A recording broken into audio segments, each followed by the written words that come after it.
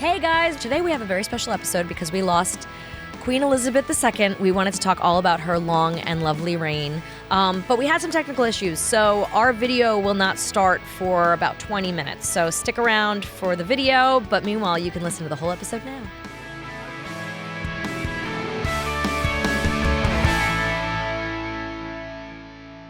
Hey guys, welcome to What Women Binge. But we have a special episode today. We're going to talk about, as my shirt says, one tough mother, the Queen of England. May she rest in peace. May she rest in peace. Queen Elizabeth II. We wanted to honor her today. We wanted to talk about her because it's a huge moment in history, I feel like. Absolutely. The end of the second Elizabethan era and the longest reign ever. Longest reigning monarch. Longest reigning monarch. So I just think we need to talk about this. I'm obsessed with The Crown. I loved the first season. Second season kind of lost me, but it picked back up when I got to the Aberfan. I'm like obsessed with the Aberfan episode about Aberfan Wales. I am a little bit obsessed with Welsh culture in general. Yes, and you go there fairly often. I have spent a chunk of time in Wales and love it. And in fact, if right in front of you there, I have a heart. Want me to hold it up? Yes, would you hold it up? For all those on YouTube that are watching, this is a little heart that I got in Wales that says Cwtch. And Cwtch means hug. So today we're hugging the Queen of England. Hugs to her family. Yes, we are.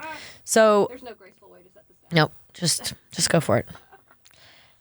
So a little bit, in case you didn't know much about Queen Elizabeth II's life, she was born Elizabeth Alexandra Mary, which is funny because my sister's name is Alexandra Mary. I did not know that. This is maybe why you were making Queen jokes to your mother hurt a little bit. Maybe your sister was... Because my sister's name, because I have a sister named Elizabeth and a sister named Alexandra Mary. There you go. She was born on April 21st, 1926. My birthday is the April 18th, so kind of close. Mine's April 30th. that So means she was born royalty, between us. Right between us. And she died on September 8th, just a few days ago, 22. She was queen from February 6th in 1952 until her death. She was born in Mayfair, London, as first child of the Duke and Duchess of York, later King George VI and Queen Elizabeth, apparently. Yes. Is her mom's name Elizabeth? According to Wikipedia. Not she was the queen. She was Queen Elizabeth because of King George. Queen consort, right? Yes. But they just called her Queen. Yeah. Because Queen consorts. And that's what they'll do with Camilla, too. She will just be Queen. Yeah. Well, but will she, though? I thought she's not allowed to be Queen. I thought the whole agreement of their marriage was that she's not allowed to be Queen. She has to be Duchess. No, she's Queen consort. Oh, that's weird. I thought that was part of the agreement of the marriage. I don't know. I'm not very educated I have a on feeling that's what many people would like, but no, because they've already turned over their Duke and Duchess titles to yeah. William and Kate. But Philip he was always prince. Well, because he wasn't he royal couldn't outrank her. And if he was king, he would outrank her. That's interesting. Because she was the ruling monarch. But the queen... And no one could outrank her. But Camilla would be Queen Camilla. Camilla, yeah. I find that interesting. She was educated privately at home, began to undertake public duties during the Second World War. In 1947, she married Philip Mountbatten, the former Prince of Greece and Denmark. He had to turn down those titles in order to marry her.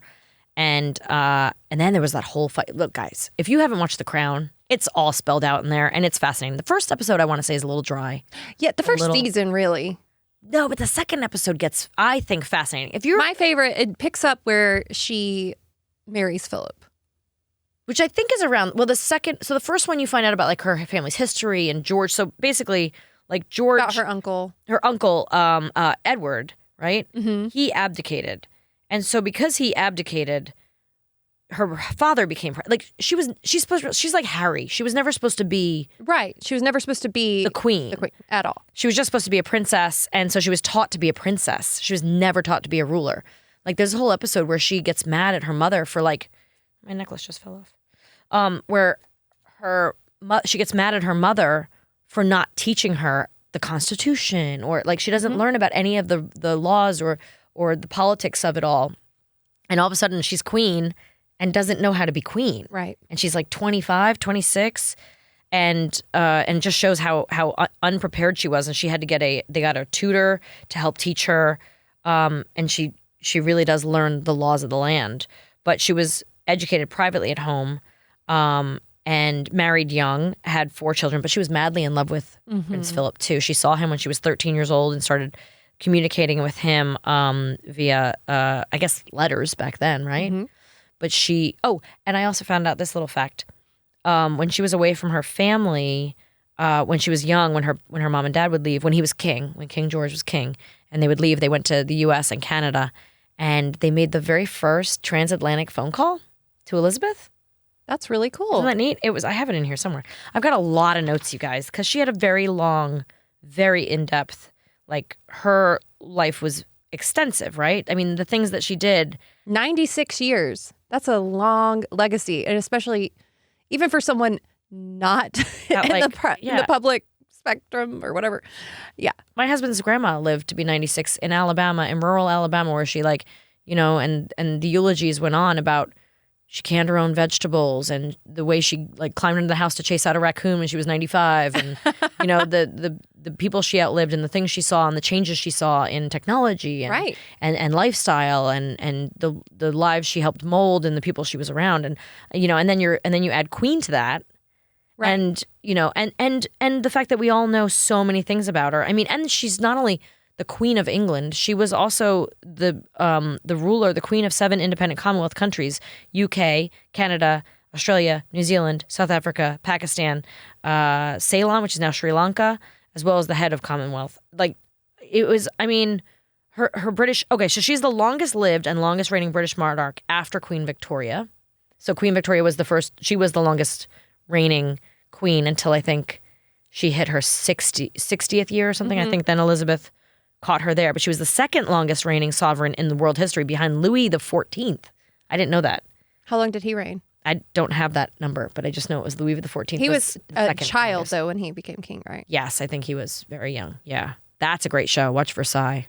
Although it's twisted and it's messed up history and you're like, wait, no, maybe a lot of sex. It's not like The Crown. Actually, it's funny because when The Crown came out, I think Versailles came out too, and I was watching both of them sort of side by side, and Versailles was just juicy and delicious and amazing, but kind of like the kind of sex where you turn your head, you're like, oh, this is borderline pornography. Ooh. And in the beginning, it mellows out, but it was pretty brutal in the beginning, and they're all just kind of hateful figures. And then you watch The Crown, and it's a little sterile. It's a little you're watching it, you're like, the exposition, the laying the pipe of all the history that they have to get through about Elizabeth's childhood and her uncle abdicating for Wallace Simpson, an American who was divorced, and and then her father becoming king, and then him sending her and Philip off on missions around the world to go see the Commonwealths and go visit New Zealand and Kenya, and that's where she was when her father dies, and she finds out she's queen, and Philip was the one to bring her the news. And so they show all that in the first episode, I think, maybe second episode.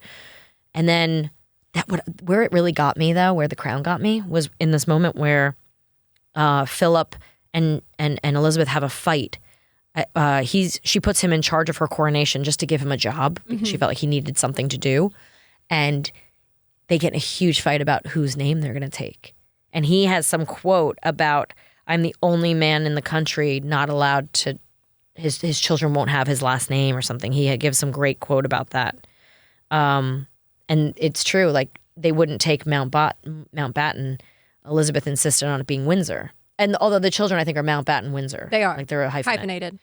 But yeah, it was a big fight. And I remember that episode so well, and just him saying and her saying, you won't bow down to me, you bow down to the crown. And it was this whole thing. And that's, I think, where the title The Crown came from.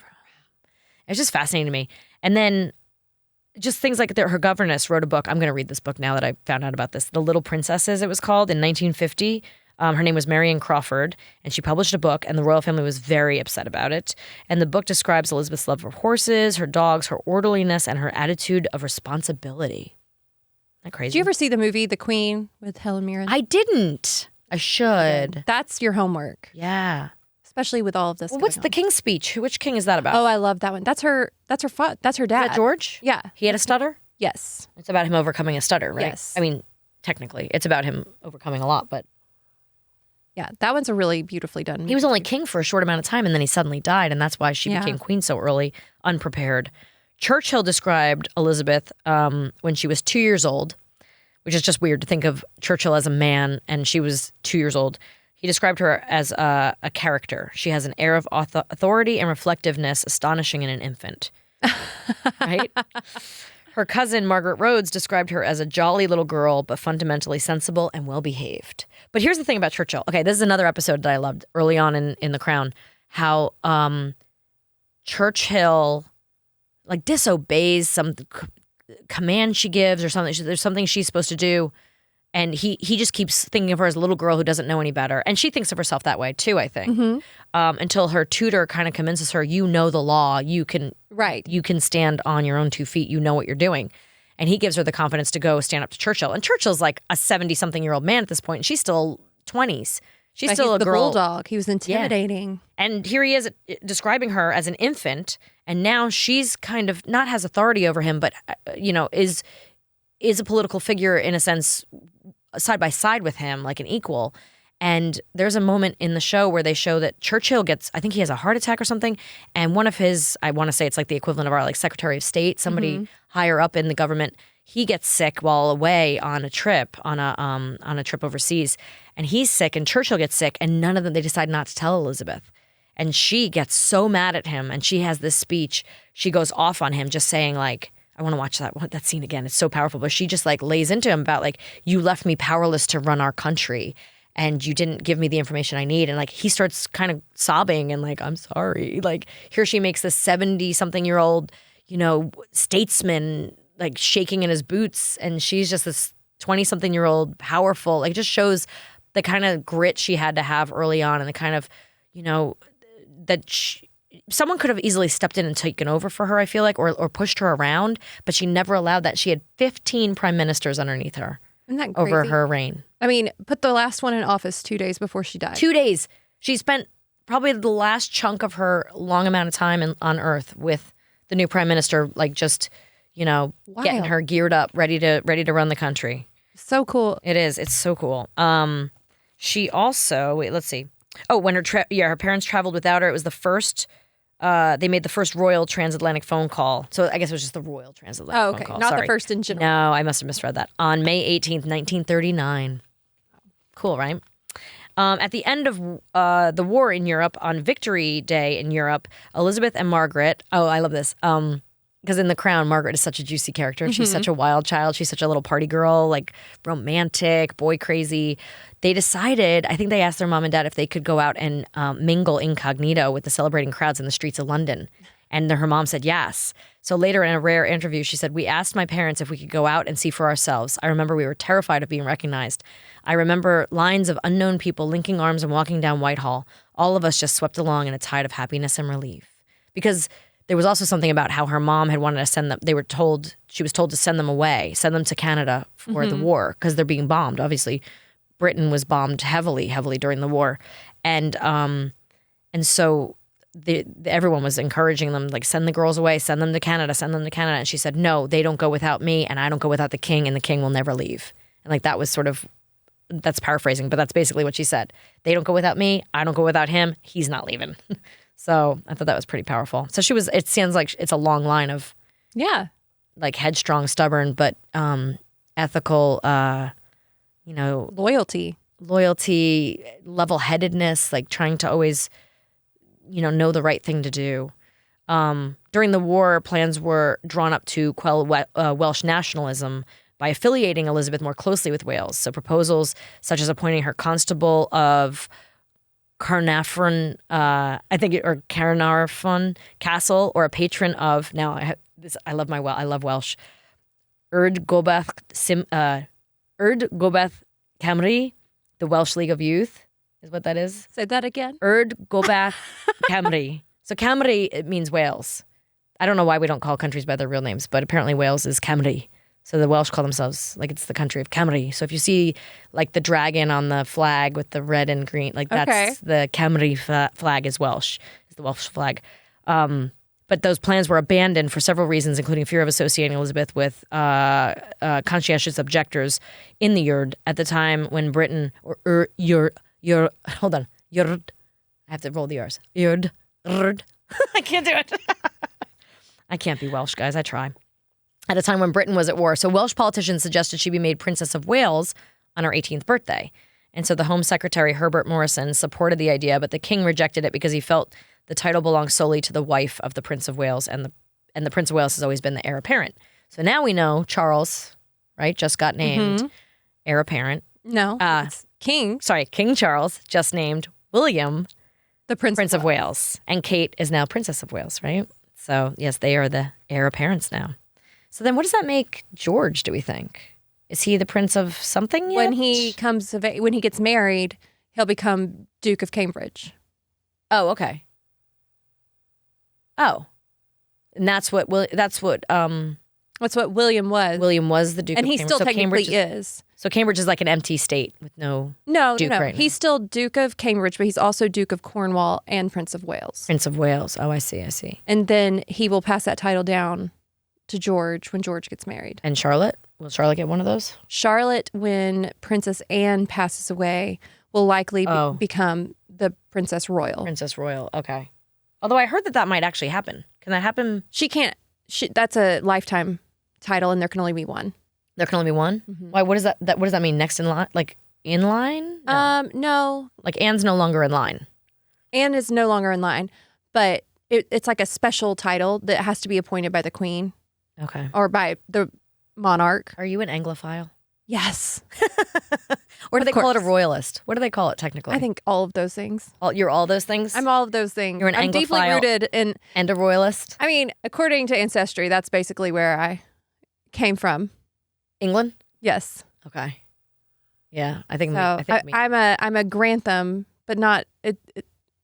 mostly. And there's a Grantham, England. Really? Yes. Well, when I was in Wales... There's a whole lot of Harts. Mm-hmm. There's Hart Diner, Hart Tavern, all these Harts. I traced my grandmother's side back to like the 1300s in England. You did? Yeah. I've never done anything like that. That's really cool. And I never met the Queen, but I was in the same place as her. I want to do that show. What's that show called where it's like, where are you from? Oh, you should do that. I forgot my fascinator. Oh, you should put Amanda, I brought a fascinator. Yeah, I was in the same place as her once.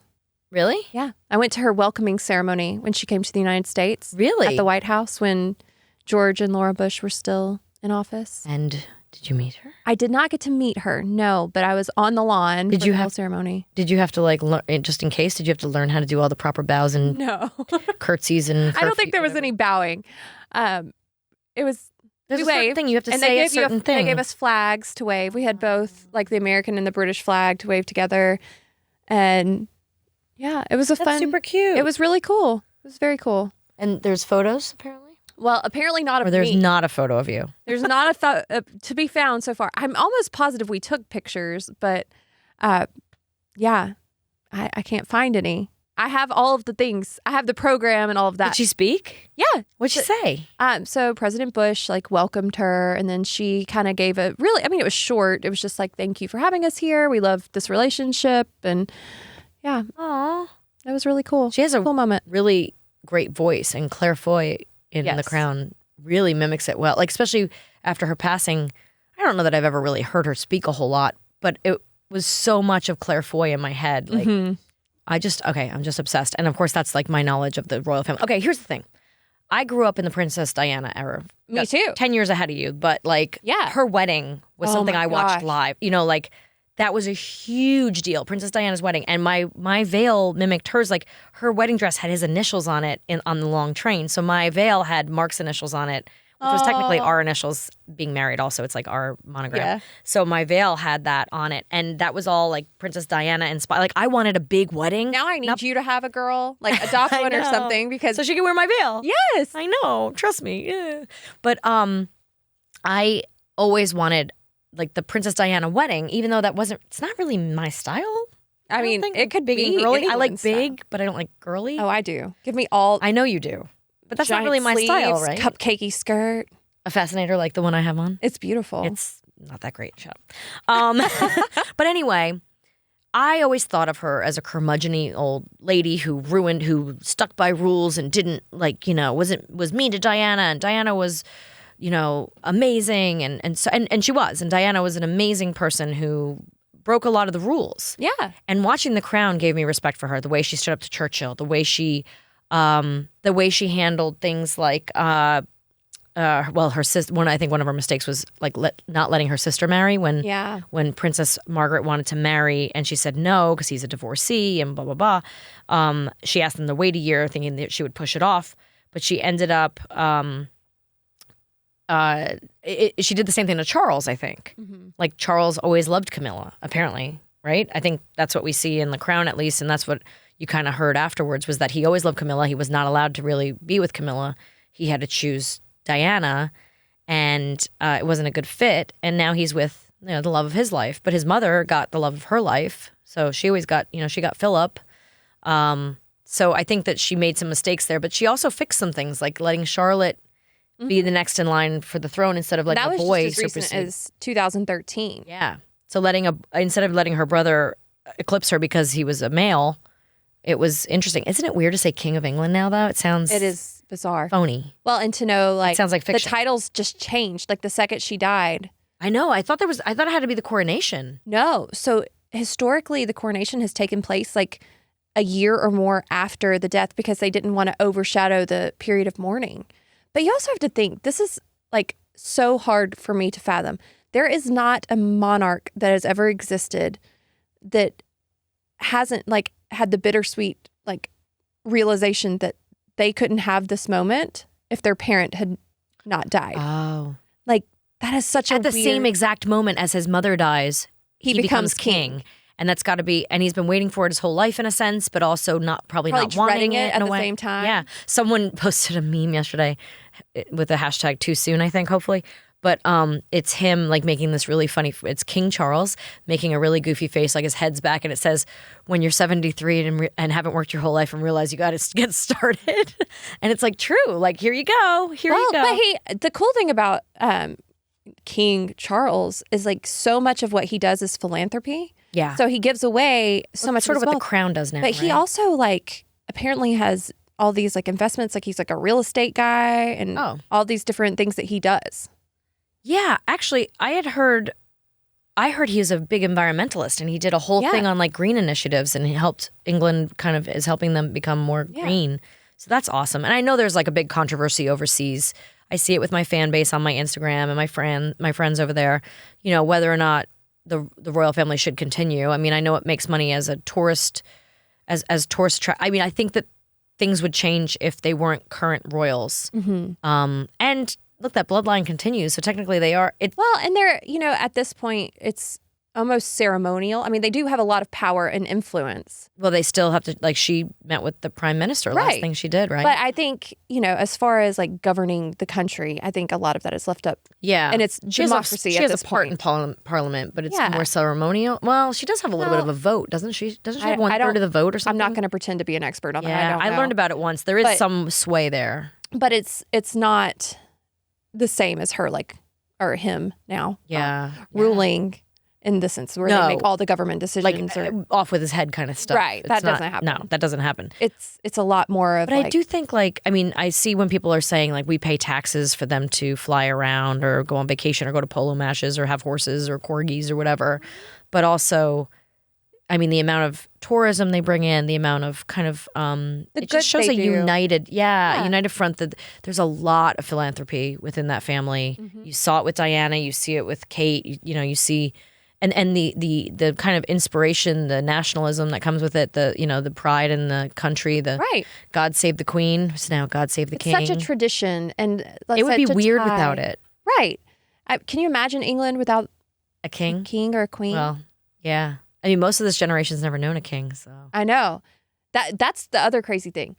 Every royal alive at this point has not experienced a changing of power like this. Well, she broke so many rules. Listen to this one. She gave birth to her third child, Prince Andrew, in 1960, which was the first birth to a reigning monarch since 1857. So it's the first time a monarch. Because if you think about that, when there's a lot of kings in line, right, and everybody's a king, you're not going to give birth. So, for a reigning monarch to give birth, she gave birth twice during her reign.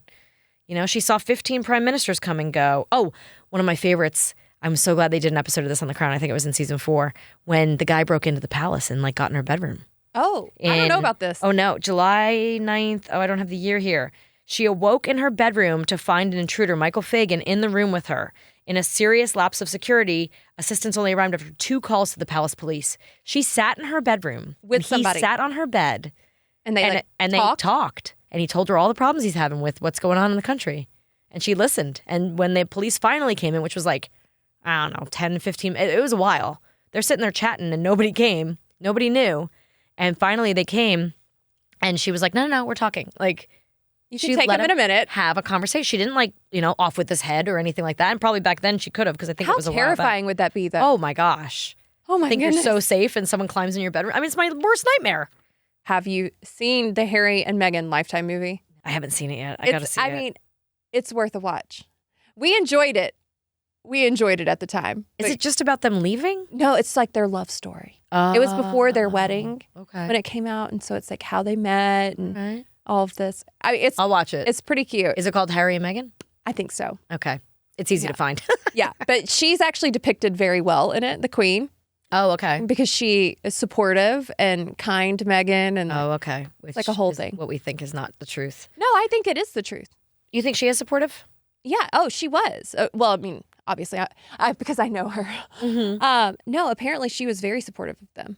Well, this is an interesting thing, too. From 1992, in a speech to mark her Ruby Jubilee, which I don't know how many years is that? That's 40 years, because she was, in 52, she was put on the throne.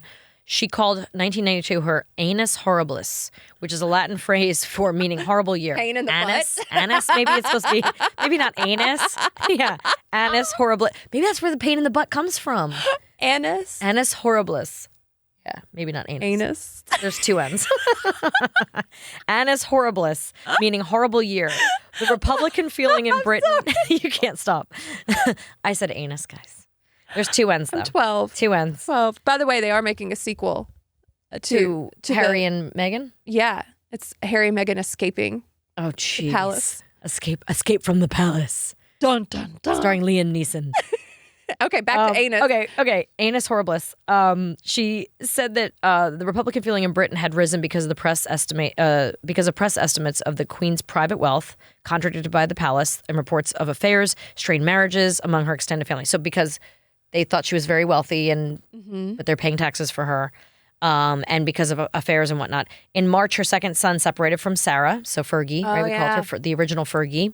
And I did meet her. I sat with her once in backstage of Regis and Kathy Lee, and I was talking to her about her kids. No, she seemed very sweet. She was selling she had made plates and she was selling dishware. Oh. And so she was on whatever it was. They make her out to be crazy. She seemed very sweet, and I felt really bad for her because I asked her about her kids, and she said, well, they're in England. They're not allowed to travel with me.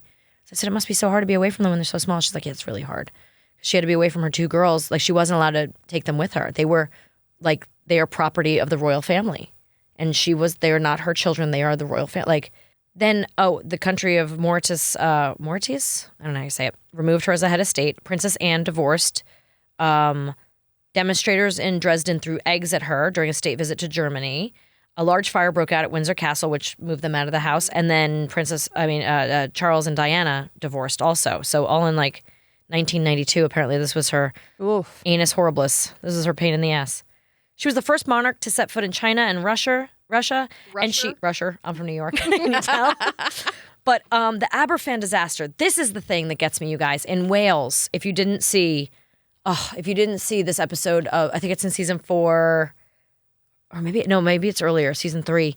The Aberfan disaster, which I think everyone around the world should learn about this disaster, just because it's so heartbreaking, and I just feel like it's something we need to remember.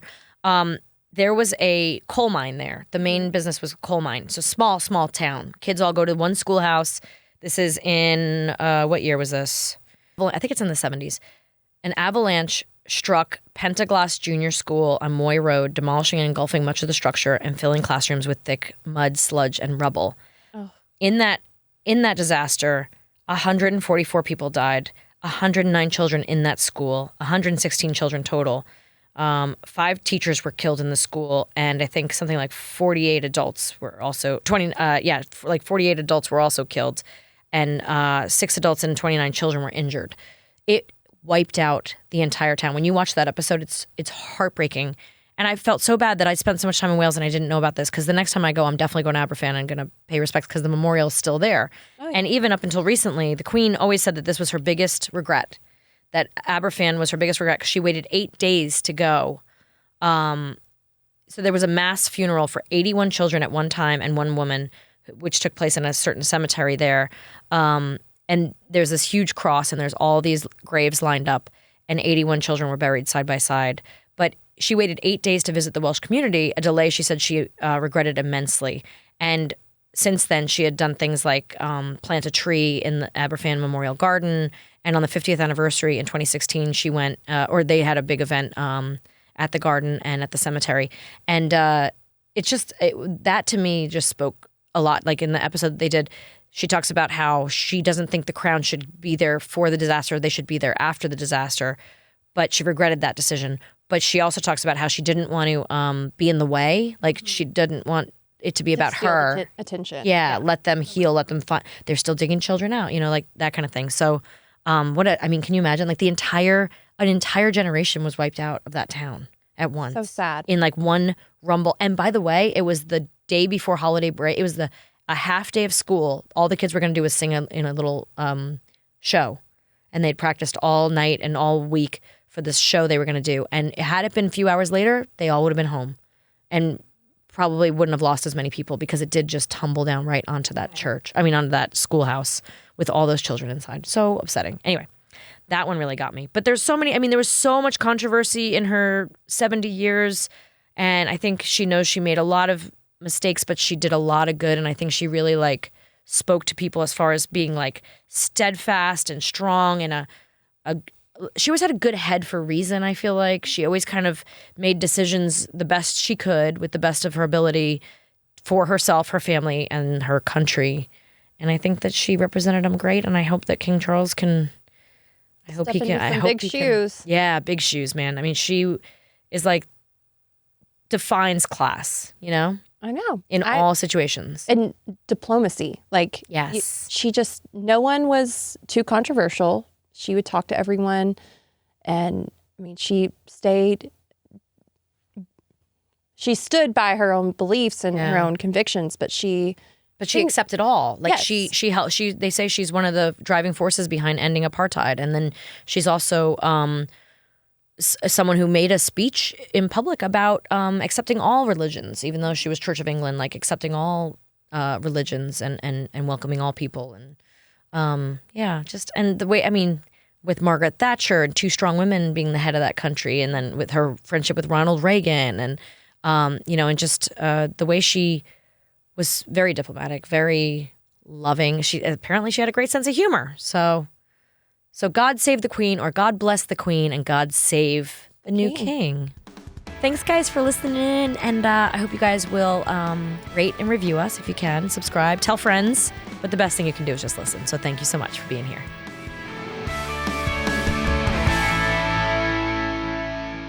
Thank you, guys, for joining us here at What Women Binge. Can you do us a favor and give us an Apple Podcast review? It helps a lot. Yeah, and while you're at it, you can follow What Women Binge on Instagram. And follow me on Instagram. At Amanda WWB. If you like listening to the podcast, you would love seeing it. So you can subscribe to my YouTube channel, youtube.com/Melissa Joan Hart Official, for full episodes, bonus content, and so much more. What Women Binge is produced by Laugh-O-Gram Studios. Our wonderful theme song was written and produced by my cute husband, Mark Wilkerson. Video production by Matt Giesler and Jay Hawley. Audio by Matt Lott. Production assistant Jen Best. And she is the best. What Women Binge is distributed by Podcast Heat. For more information, visit podcastheat.com. Do you have a question or a comment or a topic you want to suggest for the show? Well, we are listening. Email us at wwbquestions@gmail.com. We'd love to hear from you.